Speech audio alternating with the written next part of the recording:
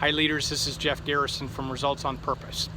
I'm standing in front of the FedEx office because I want to tell you a story that ends with FedEx. I was on an 11-day road trip, and typically I get my printing needs done before I go, but I needed some stuff done, and I had to find some paper that had the holes pre-punched for a spiral bound notebook. I went to Office Max looking for a ream of this paper, and as I was walking around, a person from Office Max came up and asked me if they could help. I told them what I need, and this person said that product does not exist. Well, first of all, I know it exists because I order it on Amazon all the time. Second of all, this guy turned out to be the manager. Now, as I was leaving, I got the bright idea that why don't I just buy a ream of paper and I'll ask them to punch the holes in the paper I just bought for me, and I'd pay them to do that. So I went up to that counter and I asked the person behind the counter if she could take care of that for me, and she said she could, but that she was very busy. I would have to come back and pick it up tomorrow. I told her that I had driven 20 minutes to get to their store. I needed it now. Could she please fit it in for me? It'll just take a few minutes. She said, I will call my manager, which was the person that helped me before, and see if it's okay. She talked to him on the phone, and he said, no, it's not okay. You don't have to do it. So fine, I was a little frustrated. As I was leaving the store, there were a couple people at the different checkout counters. One was standing there doing nothing. So I thought, hey, he's doing nothing. I'll go see if he can help. I told him what I needed.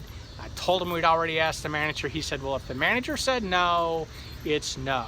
So I said, please, get me the manager. I'll ask him. The same guy came over. I asked the manager if he could do it. I said, I know you're just walking around helping people. It only takes a few minutes. It would really help me out. He said, no, it doesn't only take a few minutes. It takes a long time. Can't do it. Now, by that time, I was frustrated. My assistant was getting uncomfortable, but I said, fine, here's the paper, I'm leaving. And we looked up FedEx. I drove another 20 minutes to the FedEx office. I walked in, told them exactly what I needed. They said, sure. My assistant flipped on his phone and he timed it.